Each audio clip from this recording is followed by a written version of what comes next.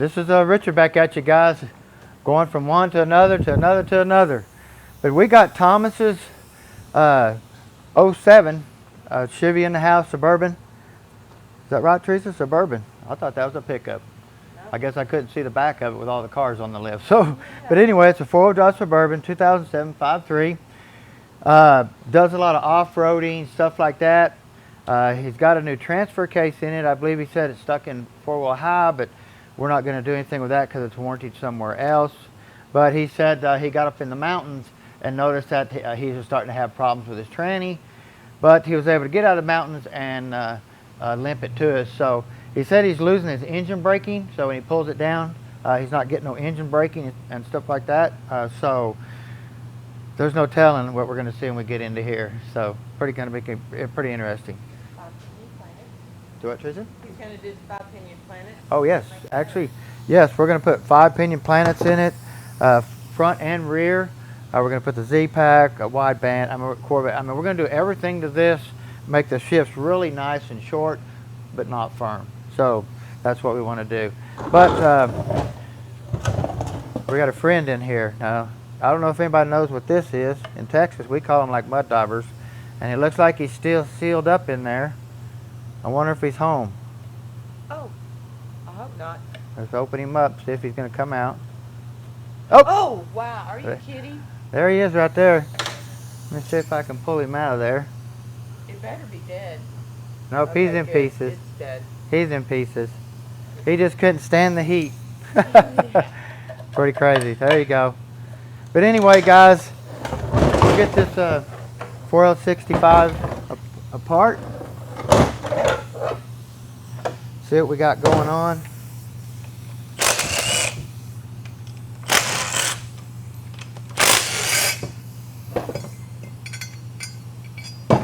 Our adapter here. Now we do have a seal here. Your Transgo kit will have a seal in it, but it'll have an orange stripe on the outer edge of it, and it is the same seal, even though that one's a solid black one. So, we have a TMBX torque converter. Now this thing, I believe, has got 229,000 miles. Fluid don't look really bad. Just don't look, yeah.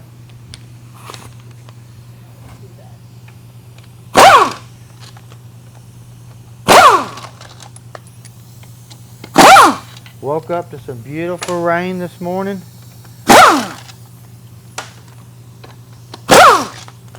You know it's got to be a good day when you wake up to some beautiful rain.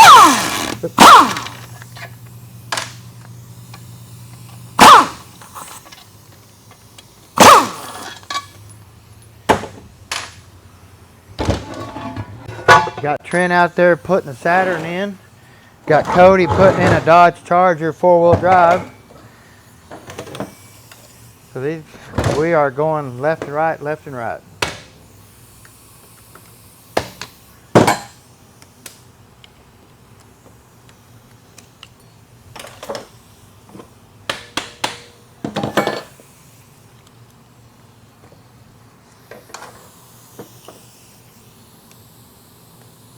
I'm expecting this unit just to be totally stock. Nothing done to it. Well, it sounds like he just serviced it and stuff. I'm not sure if he's bought it new, but we'll be putting a Corvette servo in here, which I got everything laid. Where'd I lay it? It's all behind her over here. Yeah. But it's going to be a really nice unit. Put 5-pinion planets and stuff. No billet shaft. We're not going to go that extreme with it.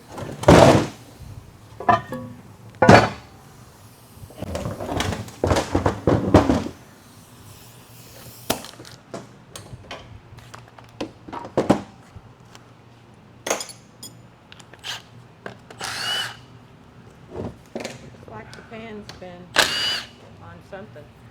Yeah, he says he off-roads. He off-roads. So Wow. that's a very clean pan. Like I said, he could have just serviced it before, when he got out of the mountains, because he said he was having issues and he was worried about having to have it airlifted out of there. So that filter looks pretty fresh too. So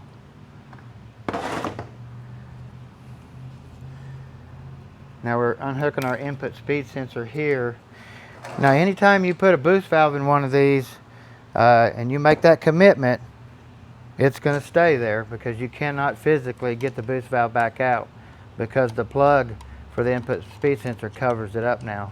See, on your 4L60s and stuff like that, you could get to that, change it if it was too much or you wanted to add something more to it. But on these here, once you make that commitment, it's there. So you better be careful what you do because sometimes you can overkill these trannies, and next thing you know, you can't go backwards on trying to soften shifts and stuff like that. Now we have our PWM solenoid here, we have our lockup solenoid here, and then we have our 3-2 downshift solenoid here.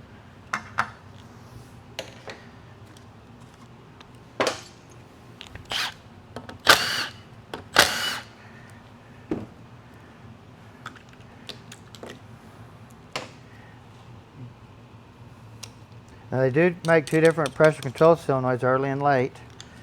They make early and late manifold pressure sensor 2. And then on your shift solenoids, they didn't ever change it. I mean, they've always been the same, the connectors. So, but this one here, they do make an early and a late here, and they make an early and a late here. So. How do you determine which is which? The plug-in is totally different here. And the same way here, they put a groove in the plug like right here. See these two little deals right here? Well, the early style will only have, I think, one, and it's in a different spot. So it won't slide in. See, it's got to slide in there. Okay. So they also, on this one here, I think they added another pin too, so. I mean, they change and change and change. They don't give up, it seems like. They're trying to find something to do. Well, we got our park detent spring there. See here.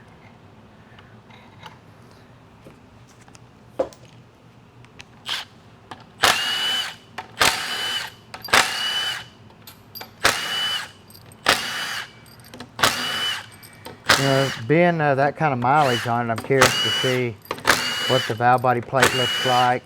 See if the check balls have tried to beat themselves through it.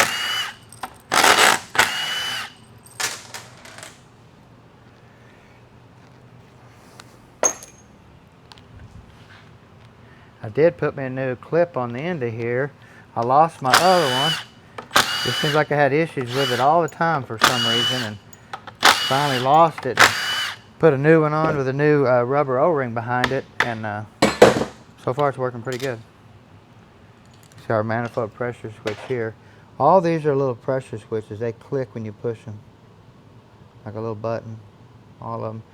So you can clean these up, you can change your seals around them, stuff like that. Now this tranny had 0 codes in it, but still you want to change the solenoids in this thing because I say he's going a long ways and you don't want no problem.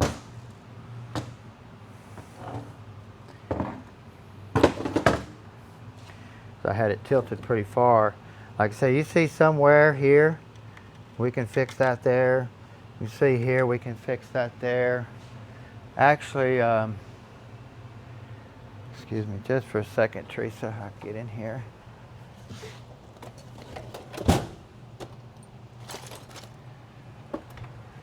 What I do?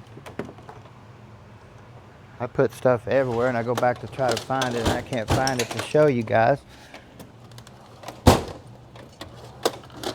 Where did it go?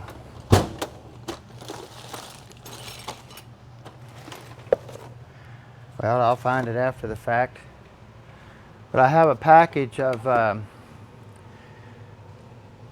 little seats and clips that you can put in here. You'll drill this out, and it's a fits-all seat that sets in there, and the clip goes behind it. I got a package of them. I just had them. I don't know what to do with them. No telling. But anyway, like I said, these can all be repaired. And you can see here this gasket starting to flake off here, starting to fall apart here. That won't have any bearing on anything unless it gets plugged, of course, in the valves and stuff like that. But I mean, you're not going to have any, if it just grinds up and spits it out, it's not going to cause an issue because it's still seated here. You can see where it's pushing. So, of course, see see if we've done anything over here. And we just have our stock lockup system going on.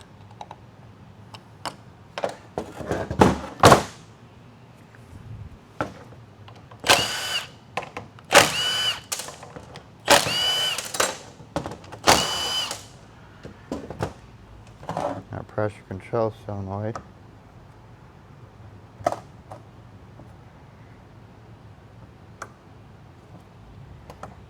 Just be gentle, you don't want to force nothing. You have a little clip that sticks down and gets in this slot right here that keeps it from spinning. See? Then we have our forward accumulator valve. Pin out of here. Man, that thing's slippery.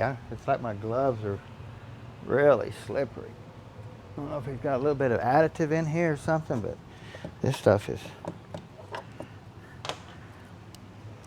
Of course, we have just a factory piston. You can see the spring's starting to rub on it pretty hard through here.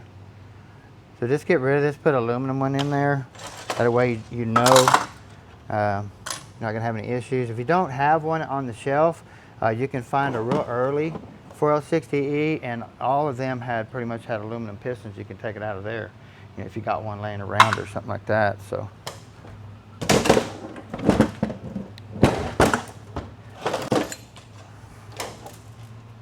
We have our linkage for our manual valve.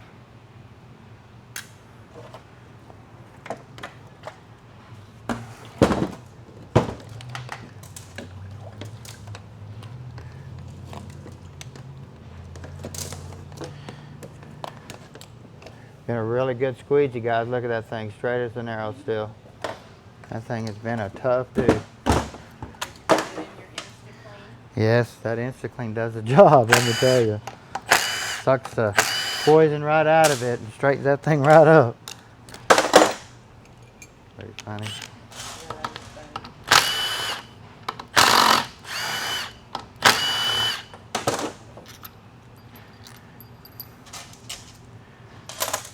Of course, we have our 1-2 accumulator here. Now you can see how far that piston is down in there. Now we're definitely going to change that up. Now we'll get in here and drill some holes in this plate. We might bump up the 4th gear feed and the 3rd gear feed, 2nd gear feed and stuff like that just a little bit. But you got to be careful when you start adding your Corvette servo and your 500 boost valve and you start enlarging these holes. So like I said, if you've done a bunch of them, you kind of got an idea about what you can get away with. If you haven't done a bunch of them, it's kind of a guess and you could get in trouble. Because this thing here don't have no stall converter or nothing like that. So now you can see here that the accumulator physically had one little spring in there, and that is it. That's it. Now we will put a spring back in here and we will get this set back up to the top. Even if we have to space it down here, we're going to build this up. Down here we're going to get this piston to the top. That way it starts, when it starts applying the band, it starts pushing on that piston instantly instead of having that sort of a delay right there, having to fill that chamber up full of fluid. Because I mean, you can feel that. If you don't get everything just right, you'll get like a double bump type feeling. That's the band coming on, and then this piston bottoming out in the bore of this, and that's how you get that double bump feeling. See? And this thing here, being that it's a 2-stage accumulator system, there's a valve in the valve body that's got a stroke before it moves this piston here too. So 2nd gear can be jicky on these. You start playing with it. And of course, this one here, your 4th gear accumulator, we'll block it off. We'll stack another piston on top of it and just get rid of that. That way it doesn't work at all. So you want to look in here for any type of fluid. We don't really see that in the later versions. It's like they did a connector repair, something to it that makes it a lot better. But I don't see the fluid in the connectors like I do the green ones. So.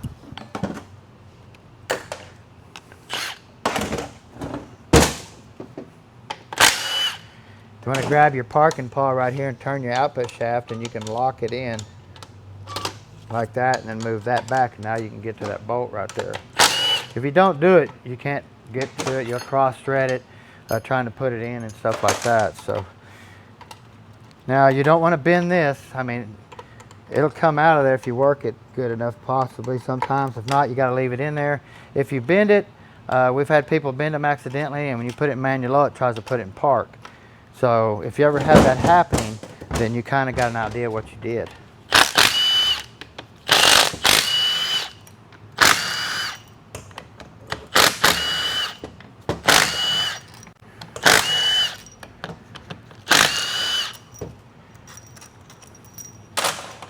You can see here, right when I pull them bolts out, fluid comes out. So there's, on these bottom 2 bolts right here, it's really, really critical to double seal them right there. Put a new O-ring on the bolt and put some silicone around each bolt, because the pressure's right through here. It's not on these down here. So all the pressure's going through this part of the pump. Oops. Let me get the lockup O-ring off here real quick. Now you can see this thing, it's wore out. It's already square cut almost, totally flattened. So if this gets shrunk down into the groove right here and not sealing anymore, you'll physically lose lockup. That's why they went to the bigger O-ring, because of lockup issues with that O-ring. Of course, we have our input speed sensor here. Now all of our bushings we'll be putting back in here will be brass. It'll have a wide bushing here instead of a narrow, and then we'll have a wide bushing here too. The bushing kit will come with 2 different ones. To have a narrow and a wide on this back stator bushing. And why they did that is because of the weight of the torque converter. The stator and stuff like that in the B85 torque converters. The B29s take a smaller bushing right here, but the wide bushing will retrofit in. I do it all the time. So we definitely want to get in here and look at this jewel and make sure it's good. We can come in here, you just see staining, no roughness, looks really good. We can Scotch-Brite this up, buff it up just a little bit, put some new bushings in here. Like I said, you go start changing these boost valves up, guys, you can get into trouble because you can't go back once you go back into the tranny. So, same. Of course, we have a 13 vein pump.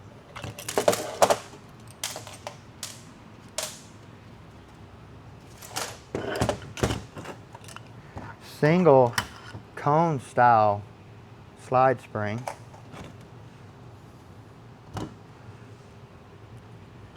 Looks pretty good. See a little bit of wear through here. It looks pretty good. We also see wear here. You can see how hard and pressed that is right through there. Yeah. So you always want to make sure this pin right here is in good shape, because if it starts getting wear, then you can be in trouble. Okay, because this pin right here is what keeps this setting perfect. So you can start seeing it right there on that shank, half right there. See, and that lets that get crooked on here. So we buy these like 50 at a time. Raymond sends them to me. Even the 6080s, 6090s that have the spring attached to the bottom of them, we replace every one too. So pretty much a must. Pump body looks pretty good. We can go in here and put a complete pump kit in here, get that straightened out.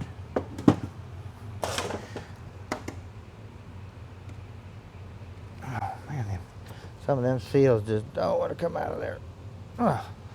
Okay. Now we always like to get our band anchor out of the band, just like that. That way you can grab this drum and pull it right out, just like that. You have your band here, and this is just your standard size band. At least these have anchors. That last one didn't have any. Yep, actually that's on the Dodge. The Chrysler one we just did, yeah, they didn't have no second gear after rebuild, and they couldn't figure out why. Well, they left the anchors out that apply the band, so that's why they didn't have no second gear. They weren't even in the tranny nowhere. We had to actually find them.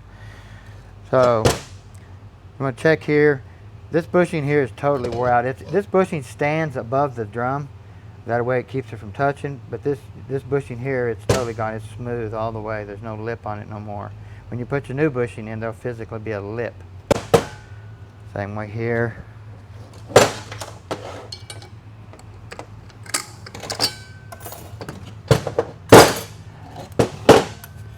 have our reverse clutch.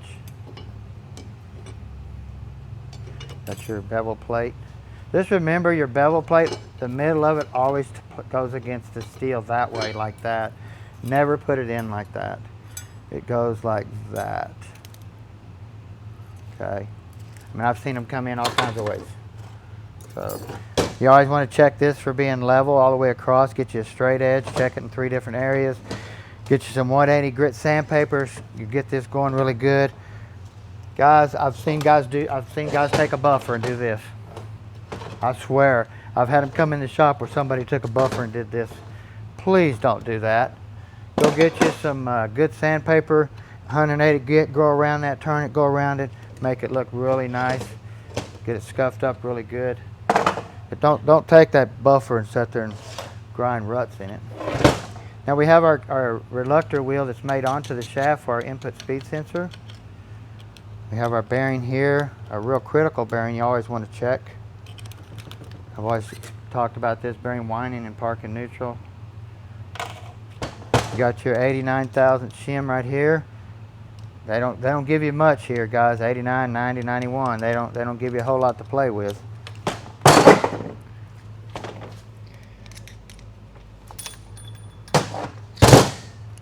Now you always want to pull it out and look at it though, because if you're starting to see wear on this washer here, anywhere, you better check this bearing, because if this bearing starts getting wear inside, it starts grabbing this washer and spinning the washer. So that's why you'll see that wear on that washer. So you want to always check that bearing right there. Say these Teflon rings right here. Got your forward clutch, your engine brake clutch, your 3rd gear clutch. I had a guy here on a web page talking about how after rebuild he didn't have no 3rd gear and he couldn't figure out why. Well, he nicked this bottom ring right here. He nicked it, and that's all it takes to nick that ring, and you won't have no 3rd gear because that's your 3rd gear plow hole right there. And it's so easy to do it when you rebuild these. We have ring sizers and stuff that we size these rings back down to where they need to be. And then sometimes, even when I put them in, I pull them back out and check them. I go, did that feel good or did that feel bad? And I go, I don't care. I'm going to look and see if it was good or bad. So we take it back apart real quick. Don't take a second to make sure you don't cut that ring. Looks good. Put your sizer back on there and then put it back together. If you think it's not right, it's probably not, so you better go check it. If not, you'll pull it back out and check it again after it don't work.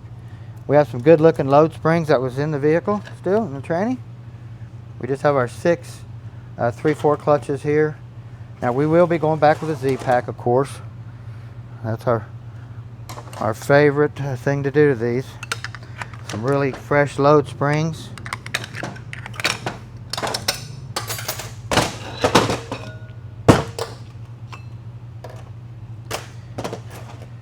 And we want to get in here and look at our engine brake clutch.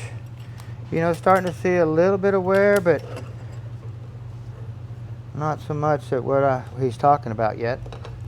But you never know, you know. You start pulling tons of weight down a hill. Our forward sprag assembly. Wow, that's the first hub I've seen that ain't been chewed up.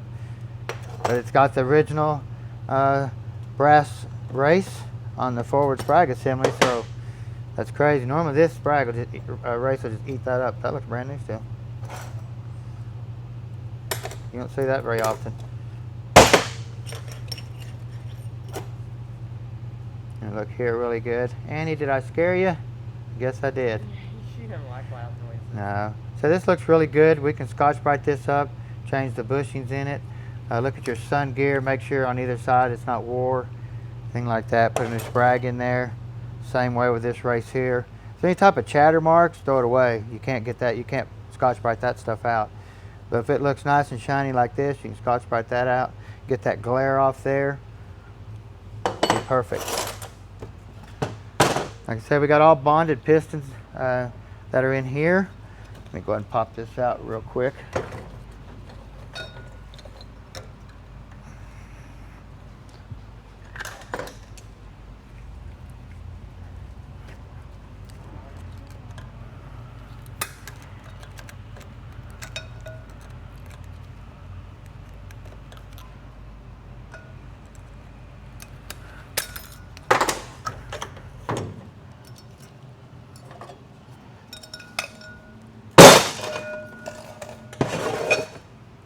There, Danny, again. Like I said, these are all bonded pistons here. The seals are physically made to the piston. You can come in here. Even though this is steel, you're going to put a new bonded piston on here.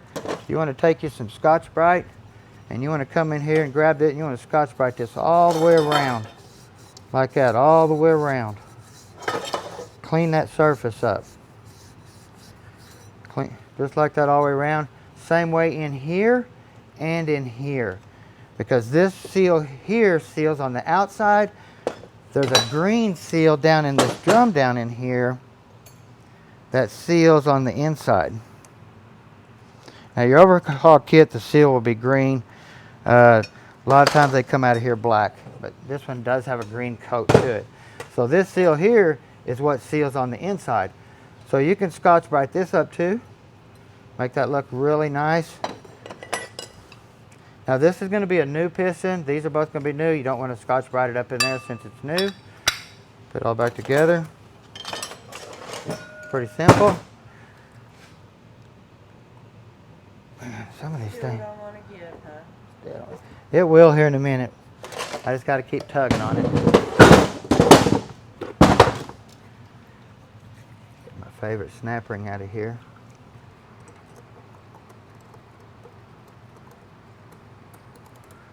Now, Transtar's overhaul kits will come with a new snap ring right there in case you lose it or you bend it plumb out of shape trying to get it out.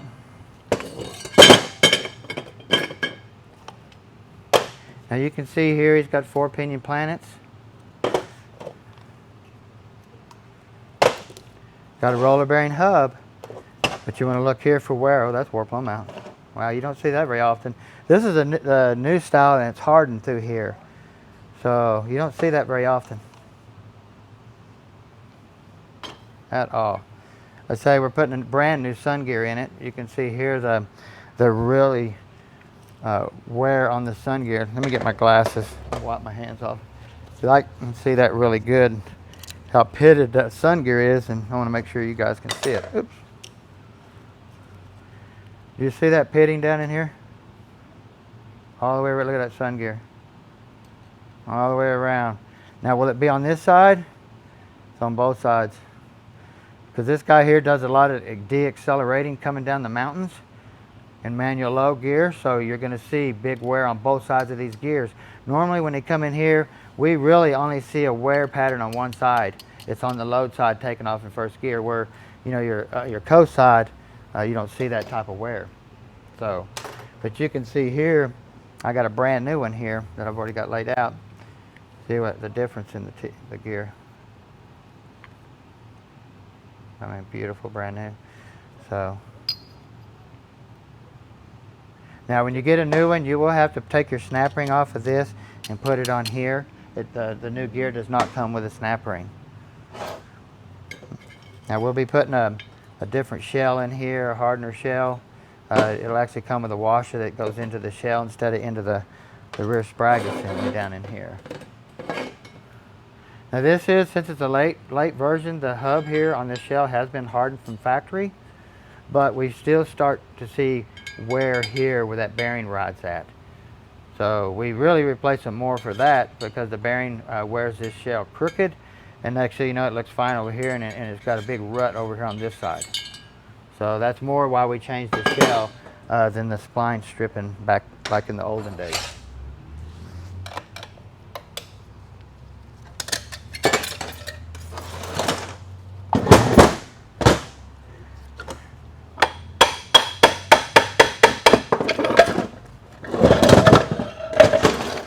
I like it when I can just tap on them and they come out. That tells me that the case isn't wore or anything like that. You know, the lugs ain't trying to strip. So we got our anti-clunk spring there.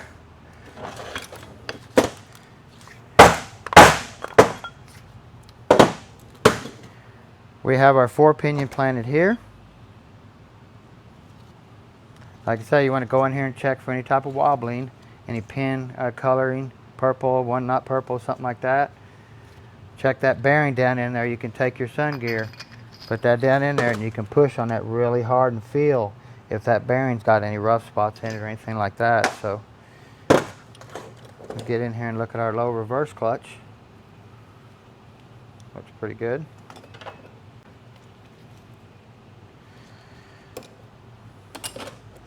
Got our rear sprag assembly.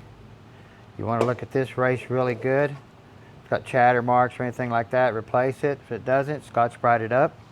You can take and stick it on this planetary like this, grab your Scotch-Brite and go around it like that and clean it up really good. It makes it easier to hold it when you do it. Put your new sprag in here. When you clean your steels up or put new steels, you always want to clean this surface up here too for your new clutch. It's going to be riding on here. If you have to replace it, always look here for different heights because they make two different heights right here. So now also this has a really nice hub in it. So we are going to keep this hub and put that in with our 5-pinion Planet. So look at the ring gear on both sides. Make sure it looks really good. Starting to look here too. Even though I seen that, ooh, that looks nice. You better get over here and look. Like I said, it's dirty. I can't tell if that's grooving or just Scotch-Brite it up and make it look good. I have to look because normally these hubs are so hard. That's probably just shininess or a glare type stuff. So, but anyway, guys, not too bad.